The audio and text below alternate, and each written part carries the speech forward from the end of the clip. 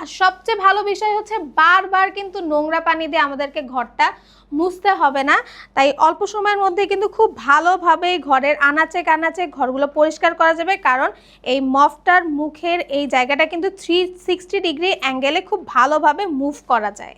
প্যারা ছাড়া ঘর মোছার জন্য কিন্তু এই ধরনের বাকেট মপগুলো ব্যাপক কাজের। আর এটা সবচেয়ে ভালো লাগার বিষয় হচ্ছে এখানে কিন্তু দুইটা আলাদা আলাদা চেম্বার আছে, যার কারণে কিন্তু ভালো এবং খারাপ পানি দুটো একসাথে মিক্সড হবে না। আর হ্যান্ডেলটা কিন্তু লম্বা হওয়ার কারণে কোমর বাঁকিয়ে কাজ করতে হয় না, দাঁড়িয়ে থেকেই কিন্তু ঘরের আনাচে কানাচে সব জায়গায় কিন্তু খুব সুন্দরভাবে পরিষ্কার করা যায়।